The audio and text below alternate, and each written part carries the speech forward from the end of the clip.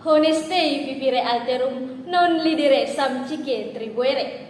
Jadilah manusia yang bijak, berbuat baiklah terhadap sesama, dan berilah keadilan kepada yang berhak. Assalamualaikum warahmatullahi wabarakatuh. Shalom, Om Swastiastu, Namo Buddhaya, dan salam kebajikan bagi kita semua. Dewan Juri yang terhormat, perkenalkanlah kami dari tim delegasi debat Universitas Islam Negeri Alauddin Makassar yang bertindak sebagai tim pro pada mosi perdebatan Riuh Remisi Koruptor. Saya Ananda Namira Sordi selaku pembicara pertama yang akan mengoptik mosi perdebatan kita kali ini pada landasan filosofis, latar belakang, definisi, serta urgensi. Dan ditemani oleh kedua rekan tim saya, Saudara Andi Agung Malongi selaku pembicara kedua yang akan mengoptik mosi perdebatan kita kali ini pada landasan yuridis normatif, tujuan pemidanaan, serta hak asasi manusia. Serta Saudara Sandi Asri selaku pembicara ketiga yang akan mempertegas argumentasi kami pada landasan sosiologis, fakta empiris, serta solusi. Sekian dan terima kasih. Durmiun aliquando leges nun quam moriuntur. Hukum terkadang tidur, tetapi hukum tidak pernah mati. Assalamualaikum warahmatullahi wabarakatuh. Dewan juri yang arif lagi bijaksana dan para pemerhati debat yang berbahagia, izinkanlah saya selaku pembicara pertama untuk membangun argumentasi kami pada landasan filosofis. Pasal 1 ayat 3 Undang-Undang Dasar 1945 telah menekankan bahwasanya negara Indonesia adalah negara hukum. Menurut Albert Fandisi dalam bukunya An Introduction to the Study of the Law of the Constitution menyatakan bahwa salah satu ciri negara hukum yakni adanya penjaminan dan perlindungan hak asasi manusia. Sidang Dewan Juri yang terhormat, hadirnya mosi perdebatan kita kali ini erat kaitannya dengan adanya penjaminan dan perlindungan hak asasi manusia oleh negara, yakni hak untuk memperoleh remisi bagi narapidana, khususnya narapidana tindak pidana korupsi. Yang dimana istilah remisi sendiri dalam Kamus Hukum Karya Bapak Soedarsono SH menyatakan bahwasanya remisi adalah pengampunan hukuman yang diberikan kepada seseorang yang dijatuhi hukuman pidana. Adapun landasan pelaksanaan remisi di Indonesia terdapat pada pasal 14 ayat 1 huruf I Undang-Undang nomor 12 tahun 1995 tentang permasyarakatan dan juga tertuang pada pasal 34 ayat 1 Peraturan Pemerintah nomor 99 tahun 2012 tentang syarat dan tata cara pelaksanaan hak warga binaan permasyarakatan, yang dimana menegaskan bahwasanya setiap narapidana dan anak pidana berhak mendapatkan remisi. Sidang Dewan Juri yang terhormat, keberadaan dari aturan tersebut sejatinya menjadi bukti nyata bahwasanya pemenuhan dan perlindungan hak asasi manusia tetaplah menjadi tanggung jawab negara walaupun masyarakat tersebut telah berstatus sebagai seorang narapidana. Dan hal ini juga menunjukkan adanya penerapan asas equality before the law, semua sama di depan hukum. Pun kami akan menekankan pula bahwasanya dalam pemberian remisi bagi narapidana tindak pidana korupsi tidaklah diberikan begitu saja, melainkan seorang narapidana korupsi haruslah memenuhi persyaratan-persyaratan tertentu sebelum mendapatkan pemberian remisi, seperti berkelakuan baik dan telah menjalani masa pidana lebih dari 6 bulan. Untuk berkelakuan baik sendiri dibuktikan bahwa seorang narapidana tindak pidana korupsi tidak melakukan pelanggaran pendisiplinan dalam kurun waktu 6 bulan terakhir terhitung sebelum tanggal pemberian remisi, serta telah mengikuti program pembinaan yang diselenggarakan oleh lapas dengan predikat baik.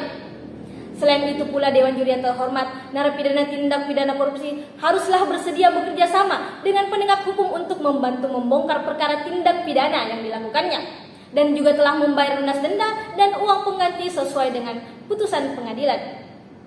Sidang Dewan Juri yang terhormat, kami percaya dan meyakini bahwasanya hadirnya pemberian remisi bagi narapidana tindak pidana korupsi bukanlah menjadi suatu kekhawatiran yang akan membuat lemahnya proses pemberantasan korupsi di Indonesia, melainkan melalui pemberian remisi ini kita akan menghadirkan suatu konsep pemidanaan yang lebih menekankan adanya pembinaan permasyarakatan. Karena pada akhirnya narapidana yang memperoleh remisi adalah mereka yang telah menunjukkan adanya itikat baik selama menjalani masa hukuman dan juga telah menunjukkan adanya pertanggungjawaban atas perbuatannya.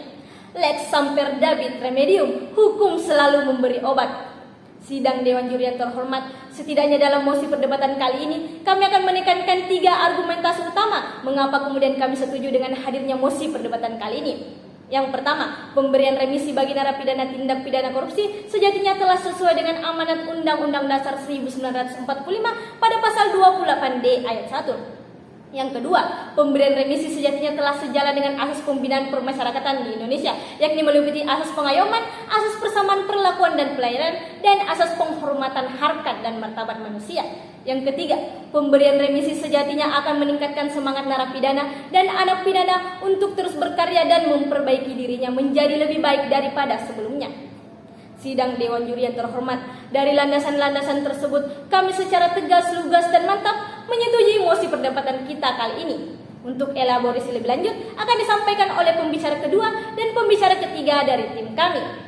Sekian dan terima kasih dan salam konstitusi. Profesor Bagirmanan pernah menyatakan bahwasanya dalam negara demokrasi under rule of law, kita tidak mengenal adanya sistem the end justify the means.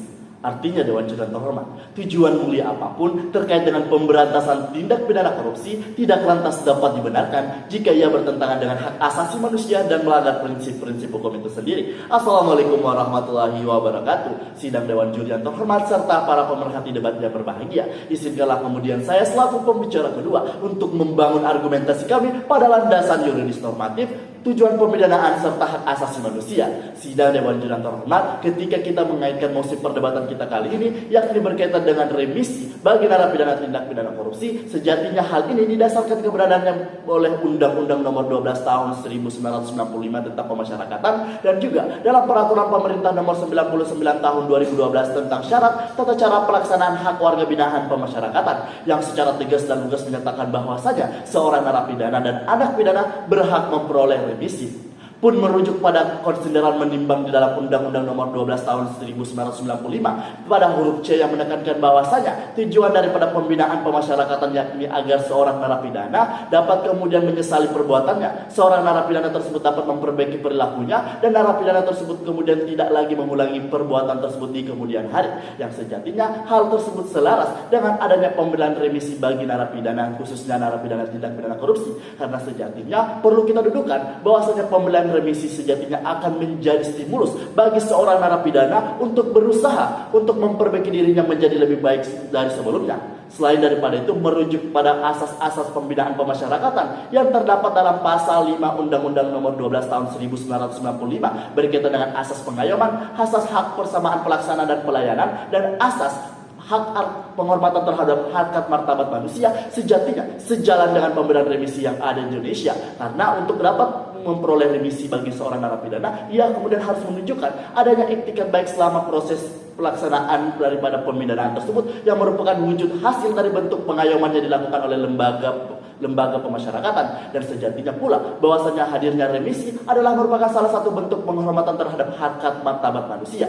Karena perlu kita tekankan kemudian Dewan Juri terhormat bahwasanya seorang narapidana tindak pidana korupsi pun tetap memiliki hak asasi yang perlu dijamin keberadaannya dan dilindungi keberadaannya oleh negara. Sidang Dewan Juri yang terhormat pun mengutip pendapat Profesor Dwija Priyatno dalam bukunya Sistem Pelaksanaan Pidana Penjara di Indonesia, yang menekankan bahwasanya tujuan pembinaan saat ini tidak lagi sekedar berbicara sebagai sarana balas dendam, namun bagaimana kita bisa memanusiakan manusia, yang merupakan bentuk konsep dari sistem pemasyarakatan yang akan mewujudkan adanya sistem rehabilitasi, resosialisasi, dan serta integrasi sosial yang kemudian selaras dan senafas dengan hadirnya pemberian remisi bagi narapidana, khususnya narapidana tindak pidana korupsi.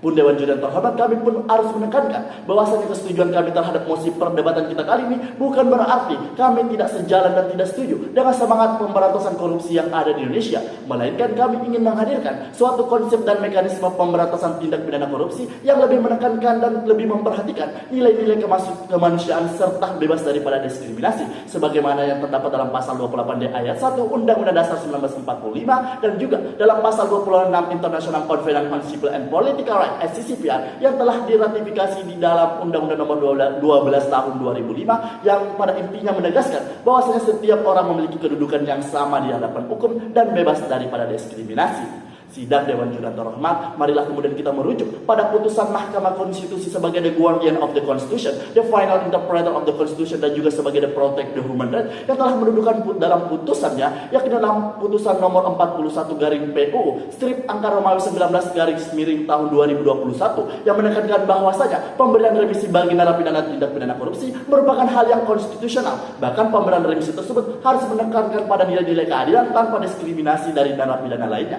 Sehingga Dewan Juri yang terhormat, berdasarkan latar belakang tersebutlah kami selaku tim pro menyatakan secara tegas, lugas, dan mantap bahwasanya kami setuju dengan hadirnya mosi perdebatan kita kali ini, yakni riuh remisi koruptor. Sekian dan terima kasih. Salam konstitusi. Inde data legis before tear omnia poset. Hukum dibuat jika tidak, maka yang kuat akan mempunyai kekuasaan yang tidak terbatas. Assalamualaikum warahmatullahi wabarakatuh. Dewan Juri yang terhormat dan para pemerhati hukum dan debat yang adil, arif, lagi bijaksana. Perkenalkan, saya Sandi Asir selaku pembicara ketiga pada mosi perdebatan kali ini dengan meninjau pada landasan sosiologis dan memberikan solusi. Sidang Dewan Juri yang terhormat, ketika kita mengingatkan mosi perdebatan kali ini pada landasan sosiologis, maka sejatinya pemberian remisi merupakan sebagai bentuk adanya penegakan, perlindungan, dan penjaminan hak asasi manusia yang diberikan kepada seorang narapidana korupsi. Dengan hadirnya remisi ini akan menjadi pintu awal bagi seorang narapidana untuk melangkah menuju pada kehidupan yang lebih baik dari sebelumnya. Sidang Dewan Juri yang terhormat, pemahaman masyarakat selama ini tentang pemberian remisi bagi tindak pidana korupsi sebagai bentuk pelemahan pemberantasan korupsi, namun sejatinya bukan hal yang benar, karena pendekatan pemberian remisi tidak hanya dilihat dari apakah seseorang tersebut telah menunjukkan itikat baiknya selama menjalani pemidanaan, melainkan pula seorang narapidana tersebut telah memenuhi kewajibannya dalam melunasi denda dan uang pengganti yang disebabkan karena perbuatannya yang telah ditetapkan oleh pengadilan. Sehingga melalui forum bermusyawarah ini, kami mengajak seluruh pemerhati debat dan Dewan Juri yang terhormat bahwasanya janganlah kita memandang seorang penjahat selamanya akan menjadi penjahat, sehingga ketika nanti seorang narapidana korupsi telah berkeinginan kuat ingin merubah dirinya menjadi lebih baik, maka negara haruslah dapat hadir memberikan kesempatan, yakni salah satunya adalah melalui pemberian remisi. Pemberian remisi pun pada narapidana korupsi dilakukan dengan berbagai pertimbangan dan pemantauan, serta perlu memenuhi persyaratan-persyaratan tertentu, sehingga pemberian akan remisi sesuai pada tujuan dan tupoksinya.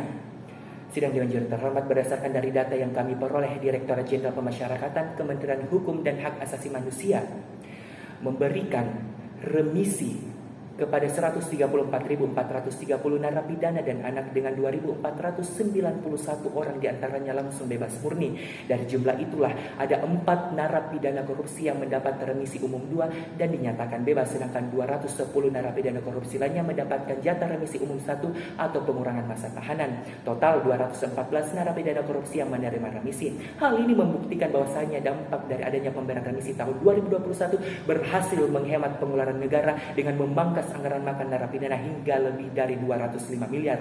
Sidang Dewan Juri yang terhormat, pemberian remisi bukan sekedar reward kepada narapidana yang berkelakuan baik serta memenuhi persyaratan administrasi dan substansif, namun juga anggaran negara yang dihemat dengan berkurangnya masa pidana narapidana. Jika para koruptor yang memenuhi syarat remisi tidak masalah, kepada seluruh syarat itu cukup ketat dan harus dipenuhi secara kumulatif. Sidang Dewan Juri yang terhormat, kedudukan remisi yang merupakan salah satu sarana hukum yang paling penting dan berpengaruh dalam rangka mewujudkan tujuan sistem pemasyarakatan yang lebih baik. Sejarah ketentuan pemberian remisi tidak bisa dilepaskan dengan dinamika perkembangan dan perubahan sudut pandang mengenai pembinaan maupun sistem pemasyarakatan. Pergeseran sudut pandang pembinaan dari backward looking, yaitu berorientasi pada aspek balas dendam, menjadi forward looking, yaitu berorientasi pada tujuan dan manfaat pembinaan untuk masa depan bagi pelaku.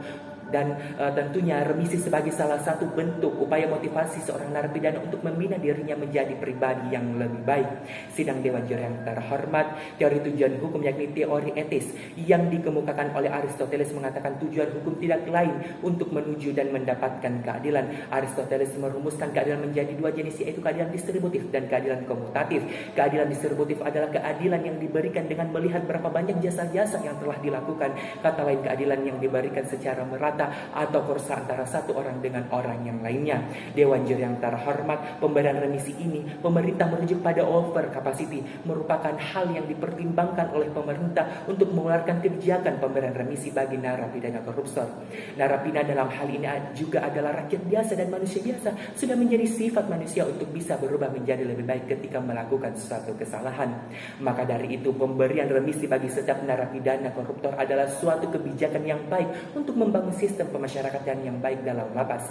Dewan Juri yang terhormat, kami memberikan 2 solusi. Yang pertama, mendukung remisi dengan mengedepankan keadilan tanpa ada diskriminasi. Yang kedua, merevisi Undang-Undang Nomor 12 Tahun 1995 dengan mempertimbangkan kondisi perkembangan dan kebutuhan masyarakat.